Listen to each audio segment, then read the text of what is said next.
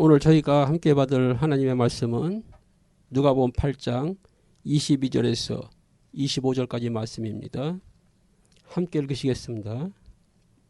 하루는 제자들과 함께 배에 오르사 저희에게 이르시되 호수 저편으로 건너가자 하시매 이에 떠나 행선할 때에 예수께서 잠이 드셨더니 마침 광풍이 호수로 내리침에 배에 물이 가득하게 되어 위태한지라 제자들이 나와 깨워 가로되 주여 주여 우리가 죽겠나이다 한데 예수께서 잠을 깨사 바람과 물결을 꾸짖으시니 이에 그쳐 잔잔하여 지더라. 제자들에게 이르시되 너의 믿음이 어디 있느냐 하시되 저희가 두려워하고 기이 여겨 서로 말하되 저가 뉘기에 바람과 물을 명하매 순종하는고 하더라. 아멘. 사랑의 아버지 하나님 감사합니다. 오늘도 예배 축복된 자리에 저희를 불러 모아주시고 하나님께 예배드리게 하시고 또 하나님 주시는 생명의 말씀, 진리의 말씀 받아먹게 하심을 감사드립니다. 오늘도 말씀 전하는 저의 마음, 생각, 입술을 성령께서 주장하시고 또 저희들 말씀 받는 귀를 열어주시고 저희들 마음을 밝혀주셔서 하나님 주시는 생명의 말씀, 진리의 말씀이 저희들 심령을 차고 넘쳐서 저희 가정과 삶의 현장에 하나님 나라 영광 이루게 하시고 모든 만나는 자에게 생명의 빛으로 능력으로 나타나게 하여 주시옵소서. 예수 그리스도의 이름으로 기도합니다. 아멘. 오늘 말씀 제목은 풍랑을 만난 제자들이 되겠습니다. 인간이 이룩한 이 세상의 지식이나 기술, 물질 문명은 매우 경이롭습니다. 현실입니다. 그러나 피상적으로 보는 현실 뒤에 다른 현실이 있는 것입니다. 다른 영적인 진실과 그 내용들이 있는 것입니다. 우리 신앙은 이렇게 보이는 나타나는 현상을 쫓아가는 게 아닙니다. 거기에 역사하시는 하나님의 그 손길을 봐야 되고 하나님의 뜻과 계획을 보면서 우리는 영원한 걸 찾아가는 것입니다. 지금 인간이 이룩한 지식, 기술, 물질 문명은 대단합니다. 이 시대에 우리가 살아가지만 많은 전문가들이 그 이룩한 지식체계라든가 또 기술이라든가 이런 걸 우리가 이해할 수 없고 우리가 모르는 분야들이 엄청 많죠. 우리는 그냥 그런 모든 것이 집합돼서 만들어진 어떤 물건을 사용하고 그런 체계 속에 살아가지만 우리가 전화기를 하나 써도 쓰기만 하지 전화기의 원리 잘 모르고요. 그 신비함을 다 모르잖아요. 그럼에도 불구하고 모든 사람들은 죄와 죽음 앞에서 여전히 연약하고 무기력한 한계적인 존재일 뿐인 것입니다. 아무리 기술 문명이 발달하고 지식이 발달해도 근본적으로 모든 사람은 죄와 죽음 앞에 무기력한 존재입니다. 인생의 근본적인 것은 아무것도 변화되는 게 없어요. 우리가 이 땅에 살아가는 동안 삶에 어떤 유익을 주고 삶의 변화를 가져오지만 인생의 근본 문제에 대해서는 아무것도 변화되는 게 없습니다. 성경은 이런 부분에 대해서 밝혀주는 것이고 이런 인생의 근원적인 문제를 해결하는 것이 복음인 거예요. 이 세상에는 죄의 유혹이 모든 사람을 감싸고 있습니다. 그리고 죽음의 두려움이 늘 상존하고 있습니다. 오늘 읽은 말씀에도 보면 제자들이 죽음의 두려움에 사로잡히는 거예요. 우리는 그 상황을 보는 게 아니라 궁극적으로 모든 사람은 어떻게 살든 늘 자기가 의식하든 의식하지 못하던 죽음의 두려움에 사로잡혀 있다는 거예요. 궁극적인 얘기를 하는 거예요. 우리 인생 살아가면서 여러 가지 문제가 우리 앞에 닥치지요. 그러나 그 궁극적인 그 두려움을 몰고 오는 것은 죽음이라는 거예요. 사람은 많은 것을 할 수 있습니다. 그러나 스스로 선을 행할 수 없는 죄인입니다. 그리고 죽음의 문제를 해결할 수 없는 피조물일 뿐입니다. 성경에서 우리에게 밝혀주는 인생의 근원적인 문제고 인간의 한계를 밝혀주는 거예요. 이 시대 대단합니다. 우주를 진마당처럼 생각하고 지금 우주를 활용하는 시점에 와 있잖아요. 우주를 이제 활용하고 있습니다. 대단한데 그럼에도 불구하고 인간은 한계적인 존재입니다. 할 수 없는 게 있어요. 인간이 할 수 없는 게 있습니다. 지금 보면 그 냉동인간이라는 거 있잖아요. 사람이 사망을 하면 바로 냉동을 시키는 거예요. 언젠가를 다시 깨어날 것을 꿈꾸면서 하는데 할 수 있을까 할 수 없을까 이전에 그래야 될 의미도 없고 가치도 없습니다. 그런 걸 보면은 참 인간이 헛되구나 하는 걸 생각하게 되죠. 지금 살아 있어도 의미가 없고 가치가 없는 인생인데 또 다시 살아난들 뭐 하겠다는 거예요? 사람들은 다시 살릴 수 있을까 살릴 수 없을까에 관심이 집중되겠지만 저는 더 근원적인 걸 자꾸 생각하게 되는 거예요. 아니 이 땅에 살아있는 동안도 헛되게 살았는데 다시 살아난들 뭐가 달라지겠습니까? 우리 인생을 바꾸는 것은 오직 하나님 은혜밖에 없습니다. 우주 만물을 창조하시고 인간을 하나님 형상으로 만드신 하나님만 우리 운명을 바꿀 수 있고 우리 인생의 의미와 가치를 바꾸실 수 있는 거예요. 인간은 스스로 자기 운명을 바꿀 수 없습니다. 인간은 스스로 인생의 의미와 가치를 스스로 바꿀 수 없어요. 스스로 선을 행할 수 없는 죄인이라는 거예요. 여기서 선이라는 것도 우리가 성경적으로 생각을 해봐야 되지만 오늘 뭐 그것을 우리가 다루고자 하는 게 아니니까 인간은 스스로 선을 행할 수 없는 죄인입니다. 로마서 3장 10절 이하에서 밝혀주고 있는 영적 진실이에요. 그리고 죽음의 문제를 해결할 수 없는 피조물입니다. 피조물은 스스로 생사를 결정할 수가 없어요.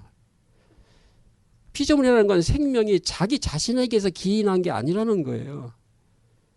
창조주 하나님부터 기인한 거기 때문에 이 생사, 살고 죽는 거는 인간이 스스로 정할 수가 없어요. 온갖 걸 다 하더라도 생사는 인간이 스스로 정할 수 없고 해결할 수가 없는 거예요.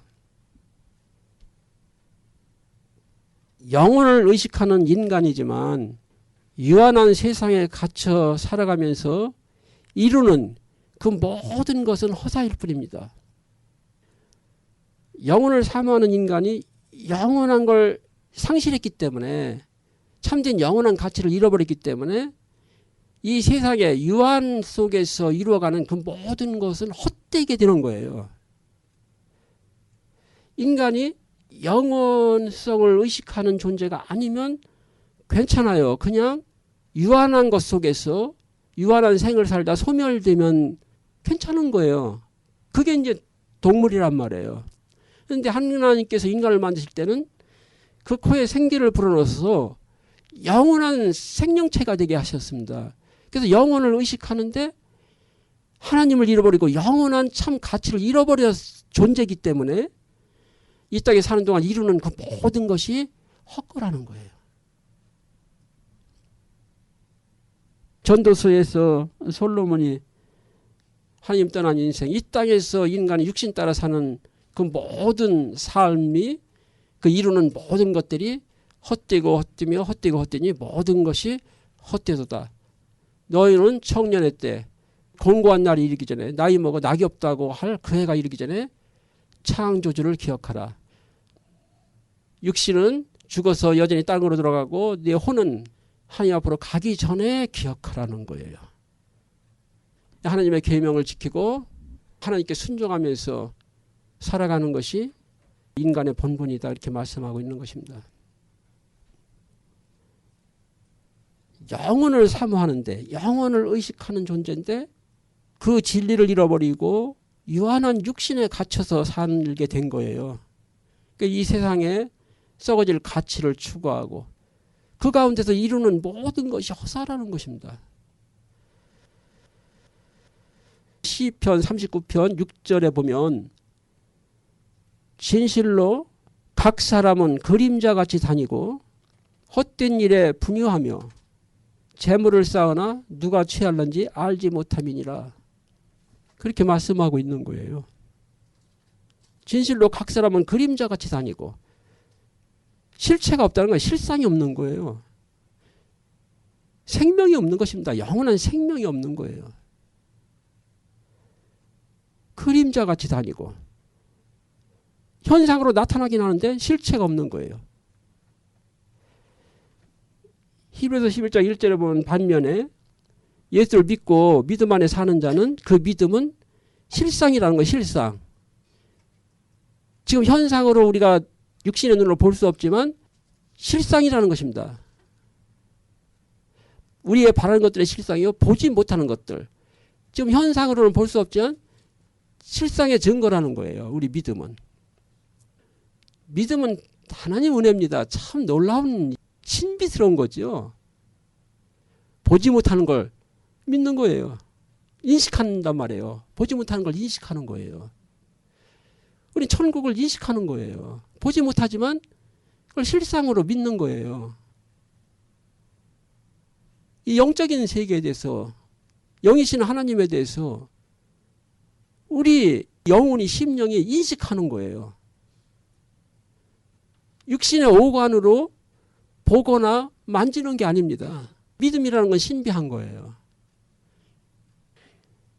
그런데 그것은 영원한 실상입니다. 오히려 우리가 지금 육신의 오관으로 인식하는 이 피조 세계는 영원한 게 아니에요. 영원한 걸 상실한 인간은 그 영원하지 않은 것에 영향을 받고 지배를 받고 그것에 묶여 살다가 그렇게 쓰러져 가는 것입니다. 하나님의 창조 원리와 질서에서 벗어난 이 세상은 혼돈과 공허입니다. 우리가 영적으로 보면 이 세상은 혼돈과 공허 상태입니다. 우리가 정신적으로나 육신적으로도 자세히 들여다보면 혼돈과 공허입니다. 혼돈과 공허라는 건 질서가 없다 그 말이에요. 인과관계가 명확하지 않다는 거예요. 그래서 세상은 우연이라는 말을 쓰는 거예요. 재수 없다, 재수 있다 이런 말을 쓰는 거예요. 이건 벌써 하나님의 절대 주권, 하나님의 창조 원리와 질서에서 벗어난 상태를 말하는 거예요. 하나님의 절대 주권, 창조 원리와 질서 안에 들어가면 새 한 마리도 우연히 떨어지지 않는 거예요. 그러니까 하나님을 떠난 이 죄악된 세상은 혼돈과 공허입니다. 그래서 세상이 늘 불안정한 거예요.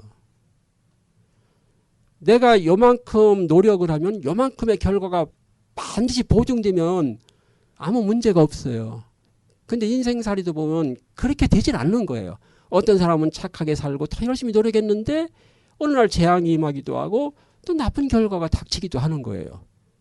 어떤 사람은 사회 윤리도덕적으로도 보면 악하게 살고 하는데 보면 이 땅에서 많은 재물을 소유하기도 하고 성공하고 살아간단 말이에요. 혼돈 공허입니다. 이것이. 당연한 거예요.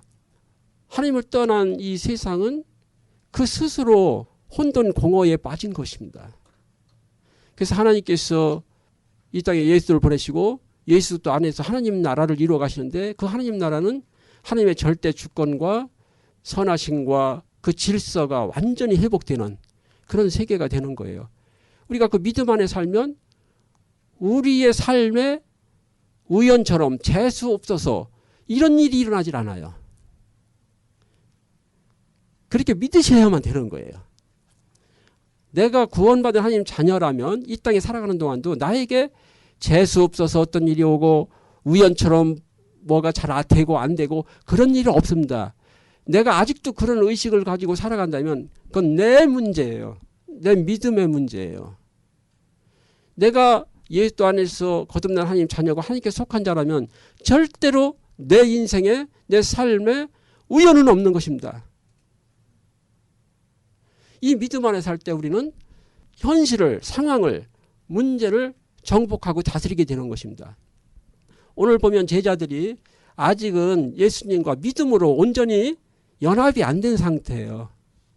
그걸 보여주는 것입니다. 예수님과 육신으로는 지금 함께 있습니다. 배 안에 같이 타고 있는데 예수님이 누구신지를 제대로 몰라요. 그리고 그 예수님에 대한 믿음이 지금 온전치 못해요. 그러니까 지금 어떤 위태한 상황이 오니까 상황에 빠져버리는 거예요. 우리가 그러기 쉽잖아요. 실제로. 지금 내가 하나님을 믿고 예수 믿고 산다고 하면서도 일상에 돌아가면은 어떤 상황과 문제에 하나님은 없는 거예요. 예수 그리스도는 없는 거예요. 그래서 육신 논리로 상황 논리로 전부 생각하고 또 불안하고 두려워하고 이런 것에 빠지는 것입니다. 내가 정말 믿음으로 부활의 주님과 함께하고 내가 하나님 절대 주권 아래에 내가 살아간다면 그럴 일이 없어요. 그런 일은 일어나지 않습니다. 절대로. 내가 살고 죽는 게 우연히 일어나지 않습니다. 나에게 심지어는 어떤 문제가 오고 나에게 지금 고통이 임해도 절대로 우연으로 재수없어서 오지 않습니다. 그래서 이것이 내 삶에 존재한다면 내 믿음이 온전치 않은 것이고 내가 그럼 하나님의 절대 주권 아래에 있지 않다는 얘기가 되는 거예요. 이 말씀을 통해서 우리는 그런 걸 보게 되는 것입니다. 그러니까 그 제자들이 예수님과 몸으로는 함께 있지만 믿음으로 예수님 안에 있지 않은 거예요. 그러니까 25절에 보면 예수님께서 제자들에게 이르시되 너의 믿음이 어디 있느냐? 믿음이 없다는 거예요. 예수님에 대해서 예수님이 누구신지를 바로 알지도 못하고 예수님에 대한 믿음도 없는 거예요. 그렇게 말씀하시니까 저희가 두려워하고 기이 여겨 서로 말하되 저희들이 두려워하는 것은 예수님의 이 말씀 때문에 두려워하는 게 아니에요.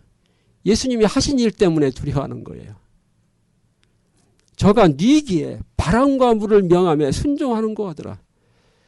아니 이미 이 시점쯤 되면은 앞에서 예수님께서 여러 가지 기적도 행하시고 능력을 나타내셨는데도 여전히 제자들은 예수님에 대한 믿음보다는 현실 상황 논리에 아직도 영향받고 지배를 받고 있는 상태인 거예요.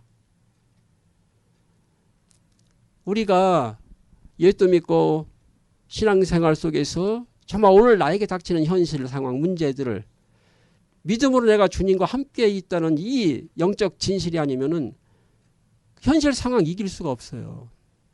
그래서 육신 논리와 현실 논리에 빠지게 되는 것입니다. 그 현실 논리가 그 육신적인 현실이 그게 영원한 거 아니거든요. 그게 진리는 아니거든요.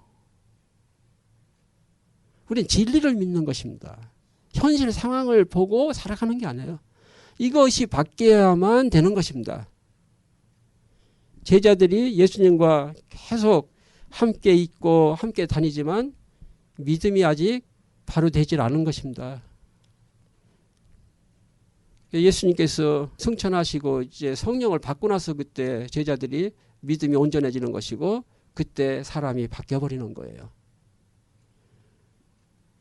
성령의 약속은 예수님이 십자가에 죽고 부활하시고 승천하신 이후에 약속된 거예요. 그러니까 제자들이 그 이전에는 성령의 은혜 안에 있지 않기 때문에 육신의 한계에 사로잡혀 있는 걸 보게 되는 것이고 그러나 우리는 이 시대는 이미 성령께서 이 땅에 임하신 후에 지금 살아가는 거예요. 그래서 지금은 우리가 예수를 진실로 믿고 내 마음에 영접하는 순간 우리는 성령을 받게 되는 거예요. 이 제자들과는 상황이 다른 것입니다. 우리는 예수를 믿고 거듭나는 순간 성령을 받는 거예요. 우리가 보이는 현실, 상황 논리나 이런 육신적인 가시적인 어떤 문제 같은 것을 그냥 육으로 보면 거기에 빠질 수밖에 없어요. 거기에 휘둘리고 종살이 할 수밖에 없습니다. 우리는 항상 믿음으로 살아가야 돼요. 어떤 상황 이전에 내 존재에 대한 확신이 있어야 돼요. 그 자아인식이 분명해야 되거든요. 나는 하나님의 자녀, 하나님의 절대 주권, 전지전능하신 하나님의 뜻과 계획 아래에 있다는 거거든요. 그 믿음이거든요. 그 믿음이 세상을 이기는 것입니다. 그 세상이라는 건 나에게 닥치는 모든 현실 상황, 육신적인 모든 상황을 말하는 거죠. 자, 그런 점에서 이 세상은 좀 혼돈과 공허 속에 있습니다. 믿음으로 온전하게 예수 그리스도 안에 있지 않은 자들도 마찬가지예요. 혼돈과 공허한 이 세상에 영향받고 지배받고 휘둘리면서 살아갑니다. 교회 다닐지라도 그래요. 오늘 제자들처럼 예수님과 함께 있어요. 육신으로만 함께 있는 거예요. 정말 믿음으로 예수님과 연합되어야 되는데 육신으로만 함께 있는 거예요. 배에 같이 타 있습니다. 예수님이 누구신지를 알고 정말 예수님을 믿는다면, 아니 예수님이 없으면 두려워할까? 예수님이 함께 배 안에 계시잖아요. 그 많은 이적을 행하시고 하신 그 물 위에도 걸어가시는 그 예수님께서 함께 배 안에 있는데 두려워하는 거예요. 그러니까 아직은 예수님 그 자체에 대한 믿음이 없는 거예요. 그 이전에 많은 기적들을 봤지만 하나의 그때그때의 단편적인 사건으로만 본 거예요. 이렇게 교회 다니고 신앙생활하는 사람들이 많습니다. 그냥 단편적인 어떤 거에 대해서만 마음에 가지고, 우리가 믿고 신앙생활하는 거는 예수님 자체에 대한 그 분에 대한 인격과 그 분의 존재, 그리고 그분의 능력과 그분의 말씀 약속에 대해서 우리는 믿고 살아가는 거예요. 오늘 내 앞에 보여지는 현실을 보고 살아가는 게 아니라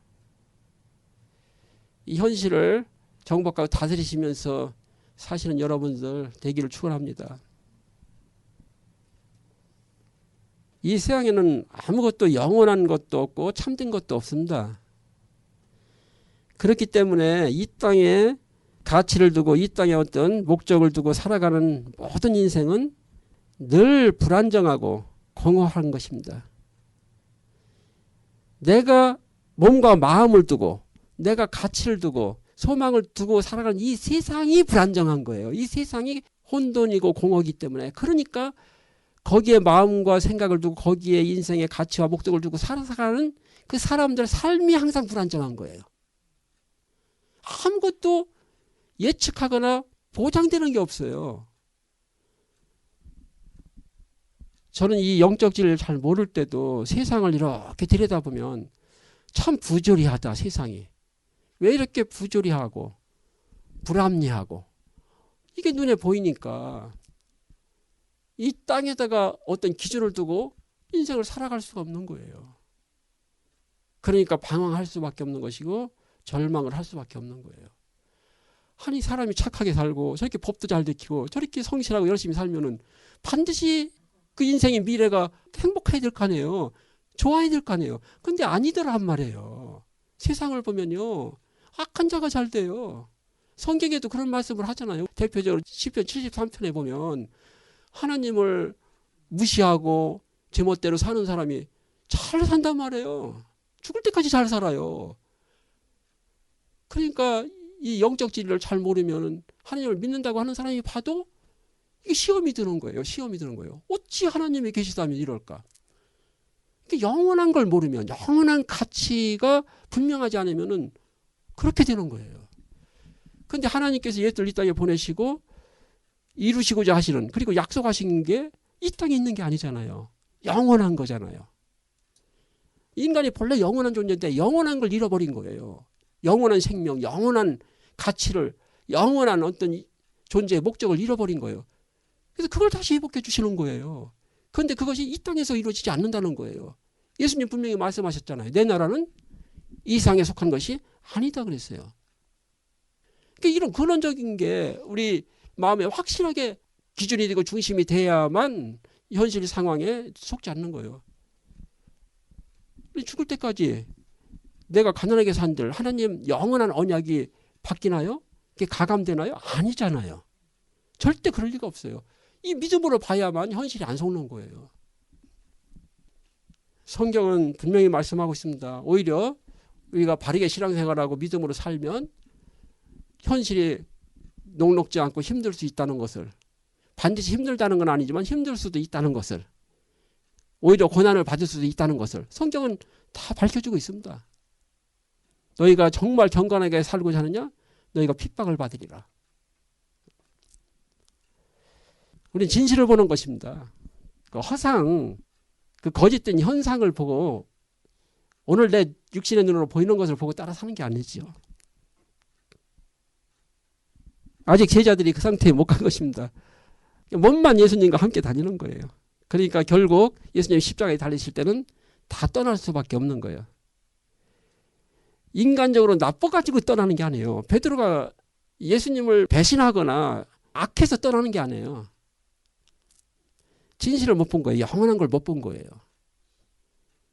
그러니까 자기 육신의 한계에 걸리는 거예요. 누구나 죽음을 두려워하지요. 우리도 죽음을 두려워하는 거잖아요. 그러나 그 죽음을 두려워하지 않고 이기게 하는 것은 부활의 약속, 영원한 것에 대한 약속 때문에 우리가 그 죽음을 이기는 것이지, 그게 없다면 우리는 당연히 본능적으로 죽음을 두려워하게 돼 있는 거예요. 그러니까 아직 성령을 받지 못했던 베드로는 예수님이 잡히시고 십자가에 가실 때 죽음의 두려움에 그 공포에 사로잡히니까 거짓말을 하고 도망갈 수밖에 없는 거예요. 그건 베드로가 나쁜 게 아니에요. 그게 인간의 한계입니다. 연약함이에요. 죽음 앞에 무기력하고 연약한 존재예요. 모든 사람은 근원적으로 죽음의 공포와 두려움에 사로잡혀서 살아가는 것입니다. 그래서 히브리서 2장 15절에서 말씀하시는 거예요. 저희가 죽기를 무서워함으로 일생에 매여 종살한다는 거예요. 하나님 떠난 인생의 근원적인 단면을, 그리고 전체가 다 포함되어 있는 말씀이거든요. 인생의 궁극적인 문제는 죽음이거든요. 그 죽음을 두려워함으로 일생에 매여, 이 세상께 영원하지 않고 변화되어지는 거 누구나 다 압니다. 그럼에도 불구하고 그것에 노예돼서 살아갈 수밖에 없는 거예요. 일생에 매여서. 예수님께서 이 땅에 오신 것은 그런 자들을 놓아주려 하심이니라. 그 저주에서 벗어나게 하기 위해서. 혼돈과 공허, 이 불안정한 이 세상에 그 안에서 살아가는 모든 인생은 늘 불안정하고 공허한 것입니다. 그래서 사람들은 헛된 것에 분유한 거예요. 그리고 헛된 것에 집착하는 것입니다. 집착입니다. 이 땅에 사는 모든 사람은, 하나님을 떠난 모든 인간은 무엇인가 집착을 하고 무엇인가 중독되어 있고 무엇인가 묶여서 살아가는 것입니다. 그것이 때로는 심지어는 가족이라도 그래요. 그래서 예수님이 말씀하시는 거예요. 너희 가족이 너희 원수라는 거예요. 집착을 말하는 거거든요. 하나님을 모르고 가족을 최고의 인생의 가치로 삼고 거기에 집착해서 묶여 사는 인생이에요. 그 헛된 것에 다 집착하는 것입니다. 그리고 헛된 것에 불안해하는 것이죠. 별것도 아닌 것에 다 불안합니다. 늘 불안해요. 아무 일이 없어도 불안합니다. 하나님 떠난 인생은 꽤 정상이에요. 오늘 편안해도 밥 잘 먹고 편안한데도 불안한 거예요. 이유가 없습니다. 현대인들, 특히 현대인들의 고질병이기도 해요. 지금 풍요로움 속에서 하고 싶은 거 다 하고도 왠지 불안한 거예요.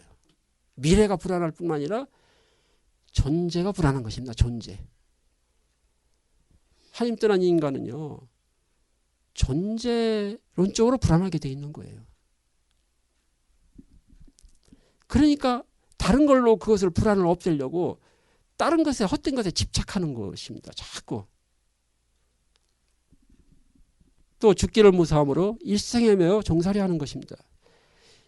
이러한 헛된 것으로부터 벗어나고 또 죽음의 두려움으로부터 벗어나는 길은 오직 예수를 믿고 그 안에서 살아가는 것입니다. 그리스도 안에 살아가는 건 그리스도 안에서 하나님이 약속하신 것, 영원한 것, 그것을 믿고 소망하면서 살아가는 거예요. 그래야만 유한한 이 세상의 것에 불안해할 것도 없고 그것 때문에 걸려 넘어질 일도 없는 것입니다. 오직 믿음으로 사는 자만이 그 마음의 평강이 있습니다.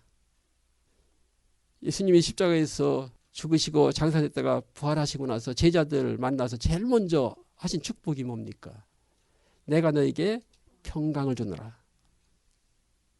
내가 주는 이 평안은 세상이 주는 것과 같지 않다. 세상이 주는 평안은 잠깐의 속임이에요. 그러니까 돈을 갈구하다가 돈이 생기면 잠깐 편안하죠. 내가 문제가 잠깐 해결되면 잠깐 편안하죠. 그러나 근원적인 내 존재 문제를 해결하지는 못한다는 거죠.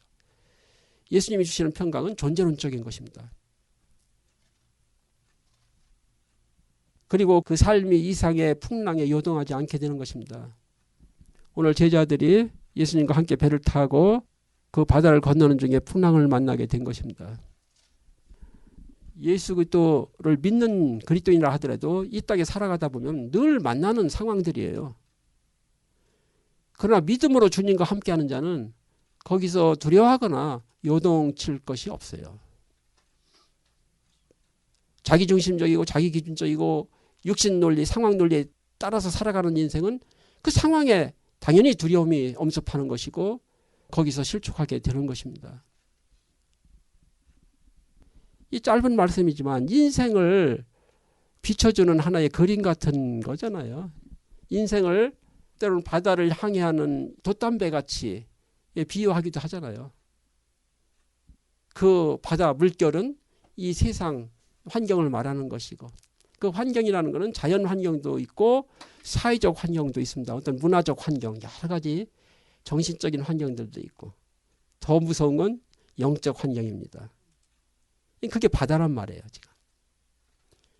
거기에 떠가는 돛담배와 같은 거예요. 인생이. 예수 그리스도 안에 믿음으로 사는 자는 이 세상의 문화적, 사회적 현상들에 섞이지 않습니다. 그것이 하나님께서 예수 그리스도 안에서 택하시고 세상을 또 구별시키신 하나님께 속한 자입니다. 우리는 이 땅에 살지만 육신에 속한 자가 아니에요. 이 땅에 살지만 세상에 속한 자가 아닙니다. 우리는 영을 따라 사는 하나님께 속한 영원한 것을 바라보고 가는 하나님 자녀입니다. 오늘 첫 번째 풍랑을 만난 제자들에서 본문을 보시면 22절 23절 하루는 제자들과 함께 배에 오르사 저에게 이르시되 호수 저편으로 건너가자 하시매 이에 떠나 행선할 때 예수께서 잠이 드셨더니 마침 광풍이 호수로 내리치매 배에 물이 가득하게 되어 위태한지라. 그런 상황 속에서 제자들의 반응이란 말이에요. 제일 중요한 게 제자들의 반응이에요. 지금 배가 그 갈릴리 호수를 건너가는데 광풍이라는 거예요. 광풍. 미친 바람이잖아요. 미친 바람. 정말 이상이 광풍이 부는 곳입니다. 지금 미국 상황 같은 거 보면은 이 사회 환경이라는 게 참 불안정하잖아요. 사람 많이 모이는데 갔다가 어느 날 총 맞아 죽을 수도 있는 곳이 미국이에요. 광풍이 부는 곳입니다. 위험하고 불안정한 곳이에요. 자연현상으로도 미국엔 토네이도라든가 산불도 요즘 심하고 거기다가 강풍까지 불어요. 그런 지역에 사는 사람들 얼마나 불안하겠습니까? 지금 이 세상이 이렇게 무질서해진 거예요. 혼돈 공허 속에 빠진 거예요. 왜 그렇습니까? 인간의 죄악으로 인해서. 이 우주 만물을 잘 정복하고 다스려야 될 청지기가 제 기능을 못하게 된 거예요. 그래서 이 세상은 인간에 의해서 파괴되고 인간에 의해서 더 불안정한 세상이 돼가는 거예요. 우리 자연 환경만 해도 불안정하잖아요. 갈수록 점점 불안정한 건 맞잖아요. 그리고 사회현상도 점점 불안정해져 가고 있어요. 마약 문제도 심하죠. 총기 문제도 심하죠. 또 윤리 도덕적인 무질서도 상당히 불안정하게 합니다. 그냥 세상이 이렇게 대세로 흘러가는 것 같으니까 별 감각이 없어서 못 느낄 수도 있지만 윤리 도덕적인 문제로 인해서 불안해지는 것도 상당히 지금 심각한 거예요. 하나님이 이 세상을 만드시고 인간에게 주신 가장 중요한 그 질서가 뭐냐면 가정이라는 거거든요. 그 중에 하나가. 사회윤리 도덕적인 문제 그거의 해이해짐으로 인해서 가정이 불안정하잖아요. 언제 깨질지 몰라요. 특히 돈 많은 사람들은 언제 깨질지 몰라요. 이런 여러 가지 현실적인 상황들이 점점 불안정한 쪽으로 가는 거예요. 광풍이 부는 곳입니다. 이 세상이 지금. 그런 이 세상을 항해하고 가는데 우리 인생인데 어떻게 그런데 침몰되지 않고 안전하게 갈 수 있느냐. 예수님이 함께 해야 된다는 거예요. 육신으로만 함께 하는 것이 아니라 정말 믿음으로 함께 해야 된다는 거예요. 그래야 우리는 세상의 윤리도덕적인 잘못된 길로 보이는 문화적 현상이라든가 사회적 현상에 빠지지 않는 거예요. 거기서 침몰하지 않는 거예요. 그게 누굽니까? 성경에 보면 믿음의 사람들인 거예요. 노아가 그 시대의 세상의 그 문화적 물결에, 세상의 문화와 풍속, 세상의 그런 사회적 현상의 물결에 빠지지 않았잖아요. 노아가. 왜? 하나님 주신 언약 붙잡고 방주 짓는 삶을 사는 거예요. 요셉이 애굽에 들어갔지만 애굽의 문화라든가 그 우상 문화, 애굽의 정치적 현실이라든가 여러 가지 물결에 빠지지 않잖아요. 오직 하나님의 언약, 그리스도와 함께함으로 인해서 믿음으로 함께하는 거예요. 오늘 제자들처럼 육신으로 함께하는 게 아닙니다. 육신으로 함께하면 소용없어요. 조금만 현실에도 바람만 불어도 두려워하고 불안하고 이기지 못합니다. 이 세상은 광풍이 부는 곳이에요. 진짜 미친 바람이에요. 세상은 점점 불안정해지고 불확실성으로 가고 있습니다. 뭐 때문에냐면 인간 때문에 그래요. 인간 때문에. 자연도 파괴되지만 사회현상도 점점 예측할 수가 없어요. 그냥 단편적으로는 정치 현실도 너무 이렇게 극단적인 상황으로 가요. 협력하고 타협하고 할 수 있는 여지가 점점 없어집니다. 극과 극으로 이 대치 상황으로. 그게 미국의 문제만도 아니죠. 한국도 그렇죠. 유럽 상황도 지금 그렇잖아요. 유럽도 극우 극좌로 나뉘어가지고 극단적인 상태에 가는 거예요. 그런데 교회 다니는 그리스도인들도 정치적 어떤 견해에서 극단적인 생각들을 가지고 있어요. 믿음이 없는 거예요. 영원한 진리 복음에 있질 않은 거예요. 이 상황에 24절 보시면 제자들의 반응입니다. 제자들이 나와 깨워 가로되 주여 주여 주여 주여 두 번 부른다는 건 상당히 지금 다급하다는 뜻이고요. 우리가 죽겠나이다. 결국 이거거든요. 모든 인생이 잡혀있는 죽음에 대한 두려움, 공포. 인간은 누구나 죽음의 두려움과 공포를 가지고 있는 것입니다. 주여 주여 우리가 죽겠나이다. 한데 예수께서 잠을 깨서 바람과 물결을 꾸짖으시니 이에 그쳐 잔잔하여지더라. 제자들에게 이르시되 너의 믿음이 어디 있느냐. 문제는 믿음이 없는 거예요. 광풍이 부는 게 문제가 아니에요.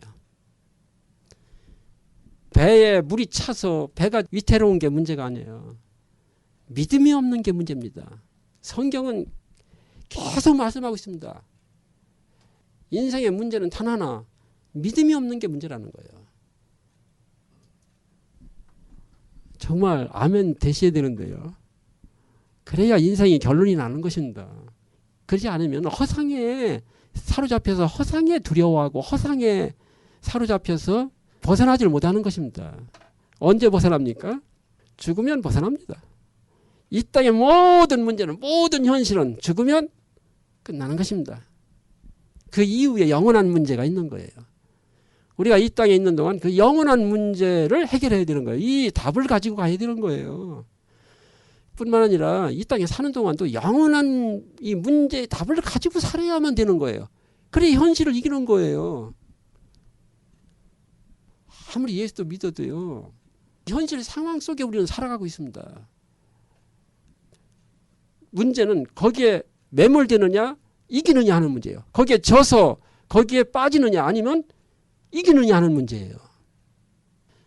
세상을 이기는 건 오직 믿음뿐입니다. 하나님에 대한 믿음, 예수 그리스도에 대한 믿음, 그리스도 안에서 약속하신 것에 대한 믿음, 영원한 것에 대한 믿음, 이것만이 유한한 현실을 이기는 거예요. 이 영원한 것에 대한 믿음이 없으면 유한한 현실에 사로잡혀서 종노릇하게 되는 거예요. 살아도 종살이 하는 거예요. 진리를 알지니 진리가 너희를 자유케 하리라.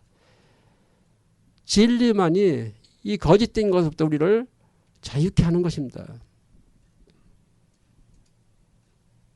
제자들에게 이르시되 너희 믿음이 어디 있느냐 하시니 저희가 두려워하고 기이 여겨 서로 말하되 저가 뉘기에 바람과 불을 명함에 순종하는 거 하더라. 아니 그 이전에도 많은 기적을 봤는데도 근본적으로 이게 해결이 안 되는 거예요. 예수님이 누구시냐 하는 거예요. 예수님은 성육신하신 하나님이시고 죄와 사망을 이기신 부활의 주님 그리스도라니까요. 이것에 대해서 결론이 안 나니까 자꾸 뭐가 좀 문제가 해결되면 하나님 은혜 주셨다고 감사하다가 또 다시 문제가 오면은 온데간데 없는 거예요. 하나님도 없고 예수도 없는 거예요. 옆에 있어도 없어요. 이게 심각한 거예요. 옆에 있는데도 없어. 그게 하나님 떠난 인생이거든요. 아니 부족한 거 없는데도 부족한 거예요. 있는데도 없는 거예요. 하나님 있어도 없고 예수 그리스도 있어도 없는 거예요. 이런 어리석은 상황, 이런 좀 한심한 상황에 우리가 빠지지 않도록 늘 믿음을 굳게 붙잡고 믿음에 굳게 서야 됩니다. 좀 지나가면 또 잊어먹을 거예요, 제자들이. 그러고서 또 어떤 상황 만나면 또 주님은 온데간데 없고 상황 논리에 또 빠지게 되는 거죠. 출애굽한 이스라엘이 늘 그랬습니다. 그들이 애굽에서 400년 종살이에다가 절대 나갈 수 없다고 생각했는데 피 바르고 나왔을 때 얼마나 감사했겠어요, 사실은.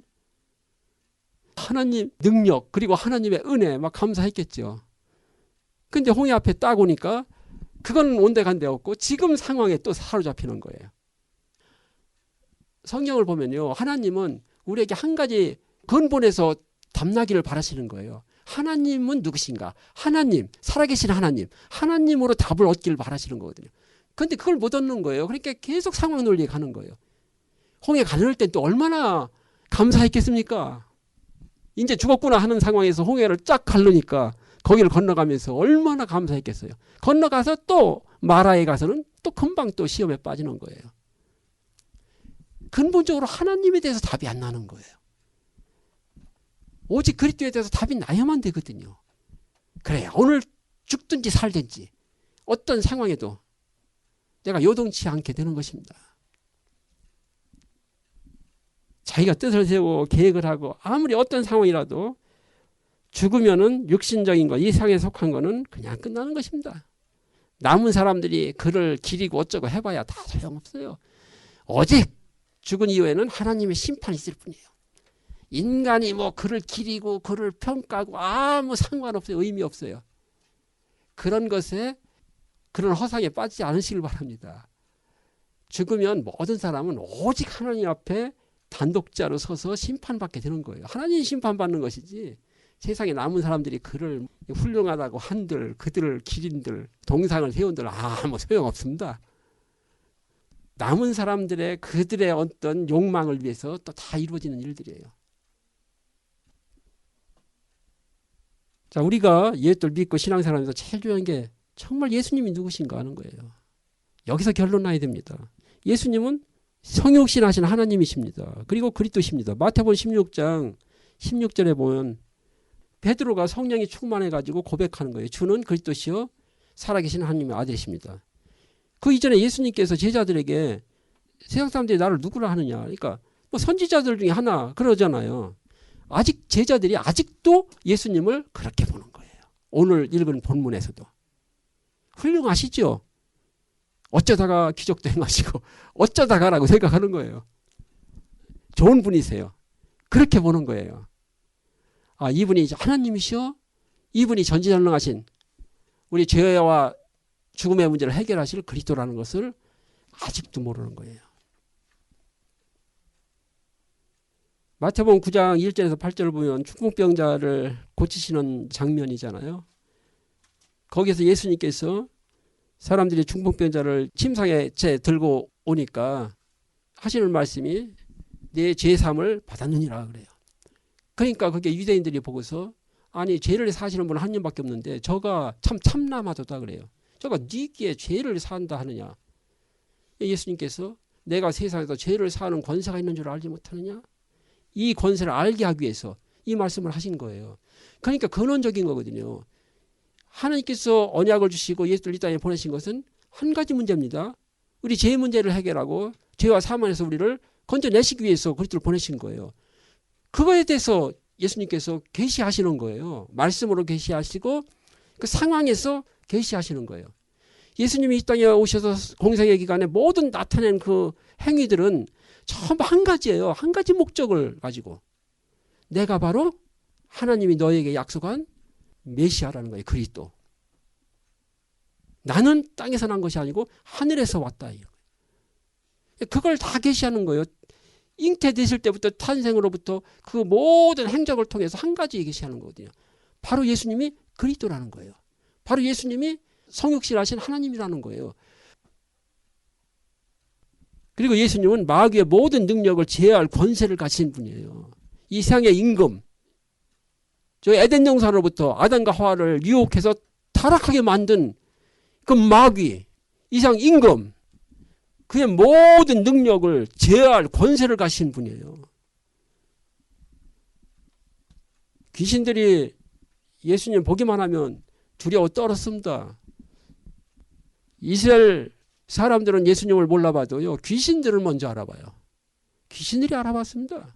예수님만 보면 벌벌 떠옵니다.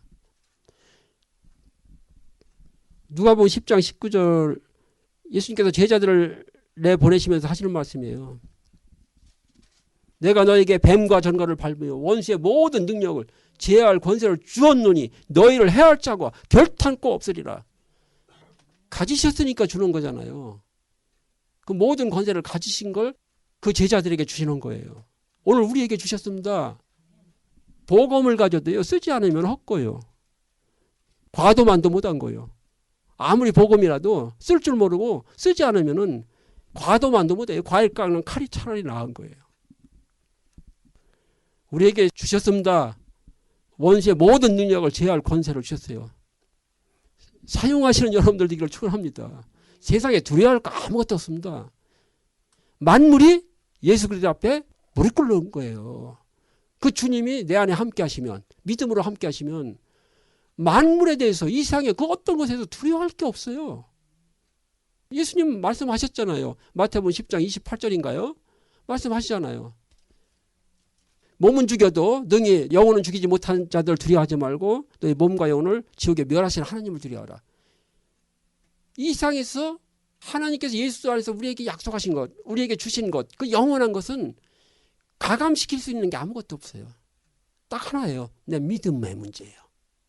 환경 문제 아닙니다. 이 세상의 그 어떤 것에도 하나님의 약속은 가감되지 않아요. 내 믿음에 의해서만 이것이 문제가 되는 거예요.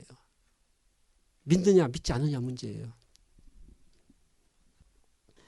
글쎄요. 성령의 은혜가 아니면 믿을 수 없는 거니까 그렇긴 하지만 하나님을 믿지 않더라도 예수를 믿지 않는다 하더라도 영원한 걸 믿지 않는다 하더라도 이 세상이 헛건 건 모르나요? 아니 하나님을 모르라도 이 세상의 인생이 다 헛거라는 걸 그건 모르나요? 그걸 모르면 어리석은 거지요. 생각이 없는 거지요. 예수님은 하늘과 땅의 모든 권세를 가지신 것입니다. 마태복음 28장 18절 말씀하시잖아요. 하늘과 땅의 모든 권세를 내게 주셨으니 너희는 가서 모든 족속으로 제자를 삼아 아버지와 아들과 성령의 이름으로 세례를 주고 내가 너희에게 분부한 모든 것을 가르쳐 지키게 하라. 볼지어다 세상 끝날까지 내가 너희와 항상 함께 있으리라. 이것이 예수도 믿는 자에게 진실이에요. 이것이 영적 진실이에요. 세상은 인생사는 육신 논리로만 돌아가는 게 아닙니다. 그건 하나님 떠난 세상이 그렇게 보일 뿐이에요. 혼돈과 공허로 보이지만 그럼에도 불구하고 궁극적으로는 하나님 주권 아래 움직이는 거예요. 생명의 길과 사망의 길이 있습니다. 예수도 믿지 않는 자는요. 이 땅에서 아무리 자기가 뭐 대단한 걸 하는 것 같아도 종국은 사망이에요. 예수도 믿는 자는 이 땅에서 뭐 별 볼 일 없이 보여도요. 종국은 영원한 생명이에요. 이건 하나님 주권 아래 있는 거예요. 이거는 변하지 않는 것입니다. 현실적인 육신의 눈으로 볼 때 세상이 이러고 저러고 얘기하는 것이지 그거 현상을 보면서 그걸에 사로잡혀서 살아가면 그건 그리스도인이 아니에요. 그건 믿음의 사람이 아니에요. 하나님의 주권을 봐야죠. 하나님이 하시는 일을 봐야죠. 그래서 오늘 결론적으로 믿음으로 예수님과 함께하는 자, 육신으로 함께하는 자 말고 오늘 제자들처럼 정말 믿음으로 예수님과 함께하는 자, 예수님과 믿음으로 함께하는 자는 이 세상에 속한 자가 아닙니다. 그래서 이 세상에 영향을 받지 않아요. 이 세상 것 때문에 내 인생이 되고 안 되는 게 아니에요. 절대 아닙니다. 그냥 육신의 눈으로 볼 때 이 세상의 어떤 현실 상황 때문에 내가 되고 안 되는 것처럼 보일 뿐이지만 그거는 진실이 아니에요. 그거는 육신의 눈으로 볼 때 현상으로 나타나는 허구예요. 허구. 내가 그리스도 안에서 거듭난 하나님 자녀라면 절대 이상의 그 어떤 것도 내 인생을 좌우할 수 없어요. 우리는 하나님께 속한 자입니다. 이상에 속한 자가 아니에요. 요한복음 15장 19절에서 예수님 말씀하시잖아요. 너희가 이 이상에 속하지 아니한 거로 이 이상이 너희를 미워하는도다. 이 세상과 안 맞는다는 거예요. 저는 안 맞습니다. 세상과.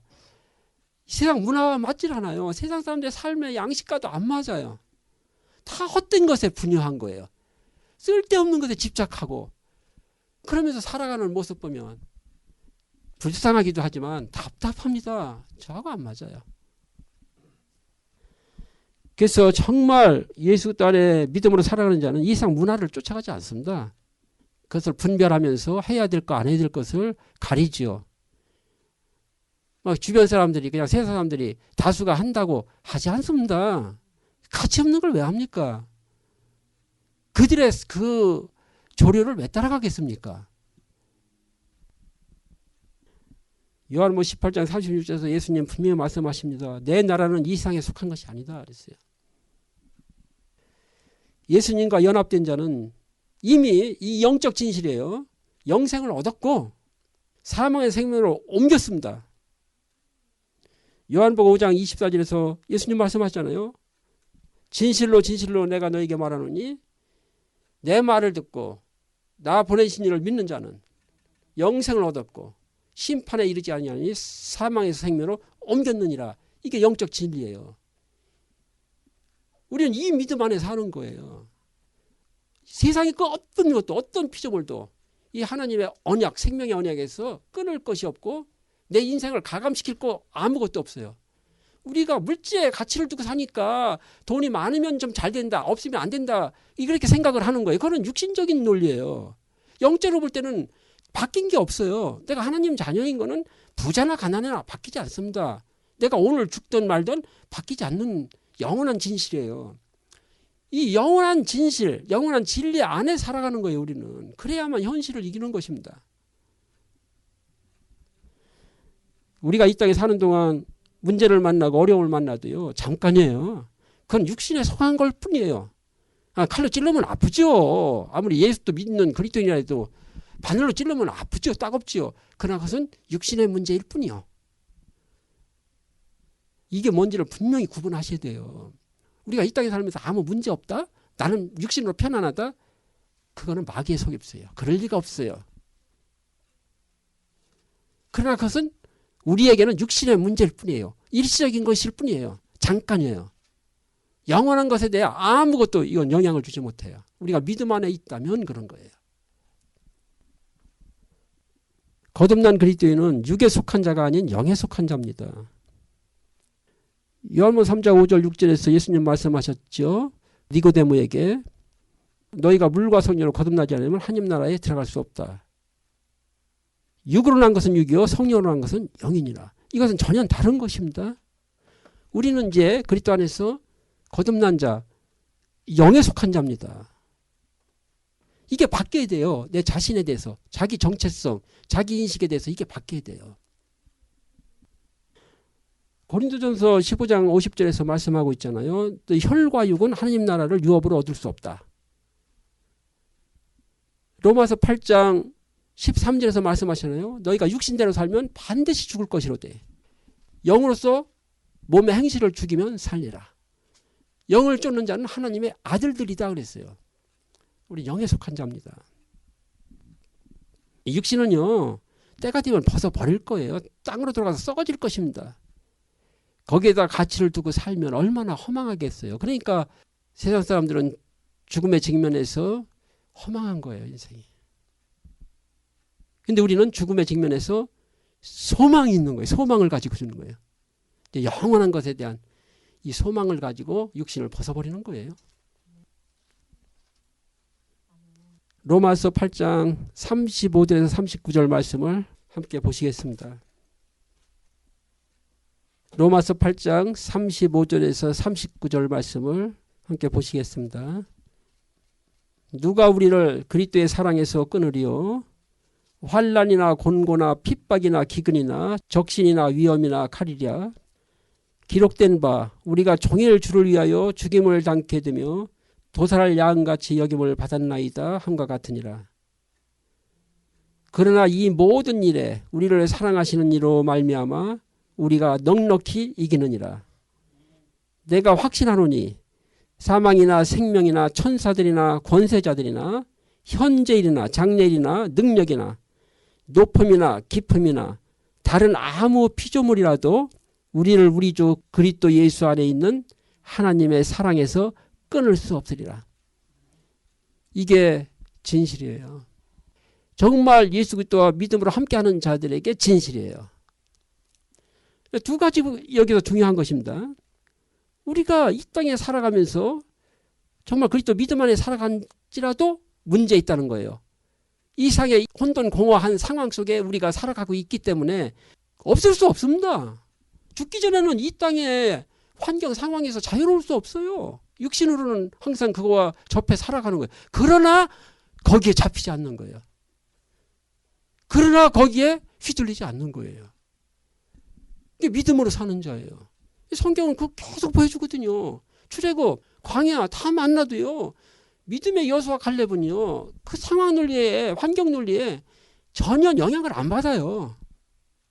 거기에 휘둘리지 않아요. 왜? 가나안 땅 하나님이 약속하신 영원한 것에 대한 약속이 있기 때문에 현실에 노예되지 않습니다. 뻔한 사실인데 사실 이게 어려운 일도 아닌데 우리 영적인 거 모른다 해도 현실은 맞잖아요. 우리가 눈으로 보고 목도하는 거잖아요. 우리가 종일 주를 위하여 죽임을 당케 되며 도살할 양같이 여김을 받나이다. 구약시대도 선지자들이 죽임을 당하고 믿음의 사람들이 우리가 핍박을 받습니까? 그런 얘기예요. 이거 오늘날도 똑같은 것입니다. 우리가 예수 믿고 진짜 그리스도로 살아가는데 똑같은 상황이에요. 그러나 그 어떤 것도 하나님이 우리에게 약속하신 거, 하나님이 주신 거 가감할 수 없다. 이거 끊을 것이 아무것도 없다는 것입니다. 이 진실이, 이 믿음이, 이 소망이 우리를 오늘 강하게 하는 것이고 세상을 이기게 하는 것이고 내 앞에 있는 문제를 뛰어넘게 만드는 것이고 이상인간 마귀를 다스리면서 나가는 것입니다. 이 믿음 위에 굳게 서시고 이 믿음을 또 후세에 유산으로 남기시는 여러분들 되기를 축원합니다. 기도하시겠습니다. 사랑의 아버지 하나님 감사합니다. 오늘도 저희를 하나님의 영원한 생명에서 사랑해서 품으시고 그 영원한 것에 대한 확실한 믿음과 소망을 주셔서 오늘 나를 감싸고 있는 죄의 유혹과 죽음의 모든 두려움, 공포들에서 자유케 하신 하나님을 찬양합니다. 아버지 하나님, 우리가 이 땅에 잠깐 만나는 모든 이 상황들 우리가 바르게 분별하면서 그 모든 것을 정복하고 다스리며 하나님 영원한 뜻에 선한 수단으로 과정으로 삼게 하여 주시옵소서. 예수 그리스도